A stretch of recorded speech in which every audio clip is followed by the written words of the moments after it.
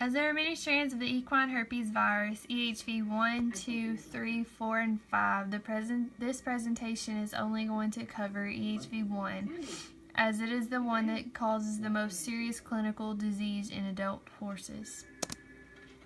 EHV 1 is one of a large group of DNA viruses causing potentially serious disease in horses and other species.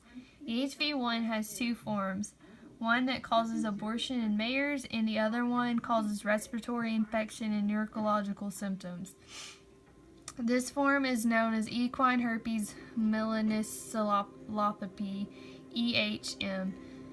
EHV1 is very contagious, and it is spread by direct horse-to-horse contact, by contaminated hands, equipment, or tack, shared water or water buckets, and for a short time through aerosolization of the virus within the environment of the stall in the stable. The virus may also be transmitted by contact with aborted fetuses, placental fluids, or placentas from the infected horse. Also, after following the infection, horses may become latent carriers of the EHV. This virus may be reactivated after stress of high doses of corticosteroids.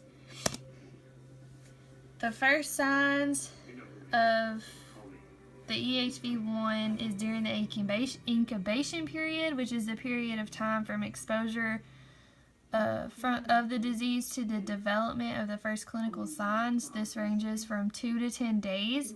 Respiratory signs of EHV1 include a fever of 102 to 107 degrees Fahrenheit that will last for about 1 to 7 days. Coughing, depression, and impotence, which is going off a feed, and nasal discharge will also occur.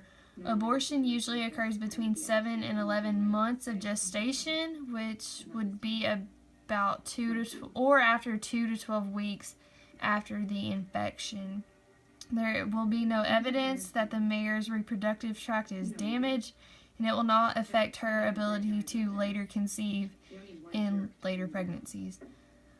Signs of the neurological disease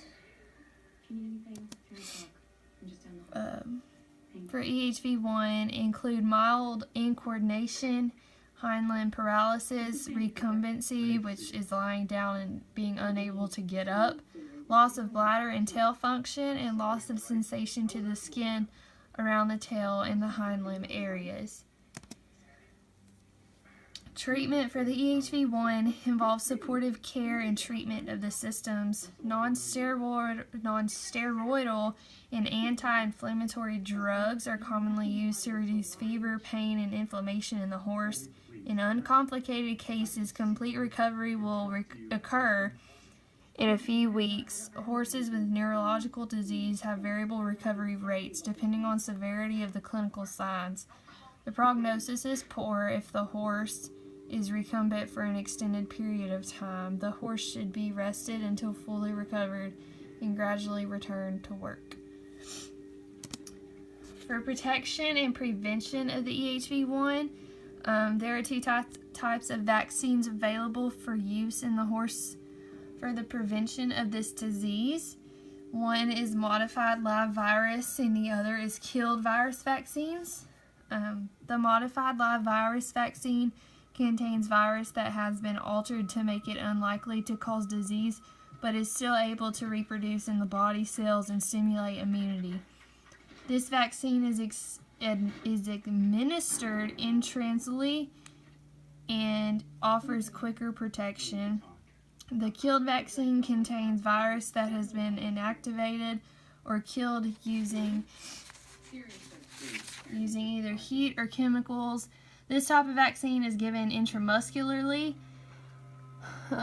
Vaccines may reduce the severity and duration of the disease, however, it does not totally prevent the disease. In the case of an EHV1 outbreak, infected horses should be isolated from other horses. The barn should be quarantined for at least 3 weeks after signs of clinical disease in the last case subside. All stable equipment should be disinfected, and people handling the infected horses should be able to wash their hands after handling each horse and change clothes before working with healthy horses.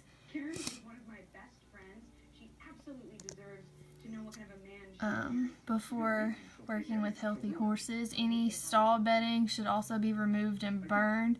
Barn stalls, aisles, and other surfaces should be cleaned and disinfected as well. Although this virus can last for several weeks in the environment, it is readily killed by most common disinfectants.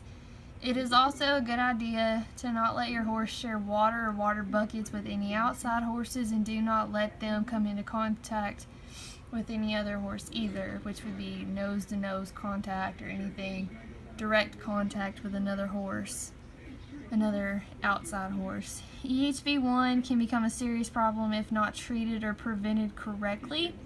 Being aware of clinical signs associated with the disease, transmission, diagnosis, treatment, and especially ways to protect your horse from the infection will aid you if there is an outbreak in your area.